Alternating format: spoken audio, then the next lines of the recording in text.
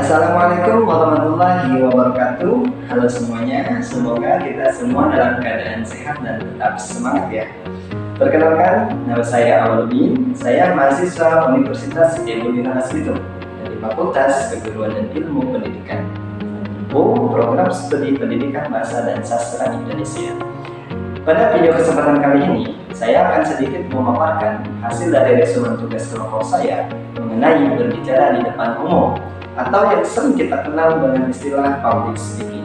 Dan video ini dibuat untuk memenuhi tugas ujian tengah semester dari mata kuliah keterampilan berbicara, yang mana materi yang saya bawakan ini ada dalam mata kuliah keterampilan berbicara, di mana mata kuliah keterampilan berbicara ini banyaknya sebanyak 3 SKKS yang diampu oleh Ibu dosen Sri Purwantiningsih MPD.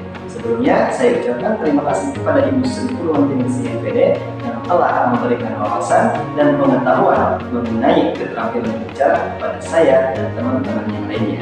Untuk itu, tanpa berlama-lama, kita mulai pada pembahasannya.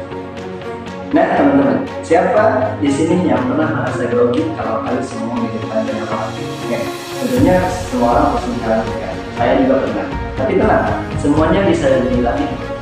Nah, untuk definisi berbicara di muka umum, berbicara di depan umum adalah kemampuan menyampaikan pesan secara lisan kepada banyak orang. Tujuannya bisa bermacam-macam, mulai dari untuk menginformasikan, untuk menghibur, untuk mempengaruhi, bahkan meyakinkan audiens. Jadi public speaking itu bukan cuma soal ngomong pesan ya, tapi juga saat kita mau mengungkapkan presentasi kelas, bahkan saat ngobrol di komunitas itu termasuk dalam kategori definisi berbicara di depan umum. Untuk yang selanjutnya yaitu definisi berbicara di muka umum. Nah, berbicara di depan umum ternyata punya beberapa kategori teman-teman. Yuk kita bahas satu persatu. Poin pertama nomor satu yaitu berbicara untuk melaporkan. Kalau teman-teman pernah presentasi di dalam kelas, itu adalah contoh untuk melaporkan. Ada yang pernah merasa buku presentasi? Jadi berbicara atau melaporkan ini bertujuan untuk menyampaikan informasi, data atau hasil analisis secara sistematis. Contohnya seperti ceramah di kampus, pengumuman resmi, atau presentasi hasil penelitian. Nah, itu semua adalah contoh dari berbicara untuk melaporkan. Baik teman-teman, untuk poin nomor 2 ada berbicara secara kekeluargaan. Berbicara secara kekeluargaan ini bentuk komunikasi yang sifatnya santai dan penuh keakraban. Contohnya seperti pidato sambutan saat acara keluarga, perpisahan, atau saat memperkenalkan seseorang di suatu acara.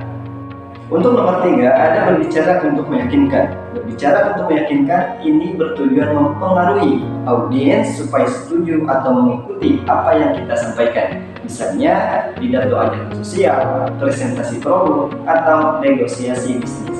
Kita bisa gunakan teknik seperti memberi penawaran menarik, membatasi waktu, atau memberikan jaminan untuk memperkuat rujukan kita.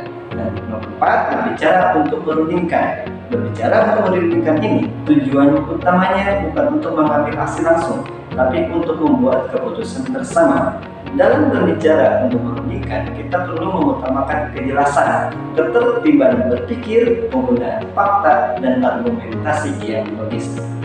Dia berbicara untuk merundingkan.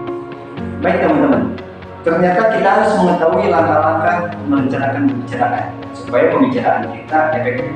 Ternyata ada beberapa langkah yang harus kita lakukan. Pertama, pilih topik yang menarik.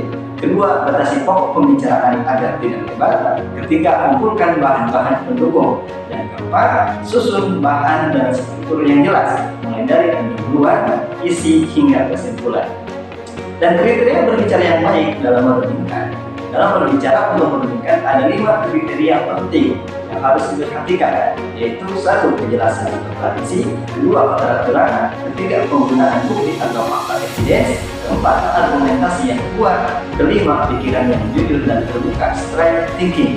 Dengan menguasai 5 kriteria ini, kita bisa jadi pembicara yang profesional dan dipercaya. Nah, untuk kesimpulannya, teman-teman, berbicara di muka umum itu bukan hanya soal bagaimana tampil, tapi juga soal bagaimana kita menyampaikan pesan dengan cara yang menarik, sistematis, dan bisa mempengaruhi audiens. Public speaking itu skill yang bisa kita latih, dan semakin sering kita mencoba, kita akan semakin percaya diri. Nah, untuk itu terima kasih banyak sudah menonton video saya ini. Semoga materi yang saya sampaikan di dalam video ini bisa bermanfaat dan bisa meningkatkan keterampilan berbicara kita semua. Sampai jumpa di video selanjutnya. Wassalamualaikum warahmatullahi wabarakatuh.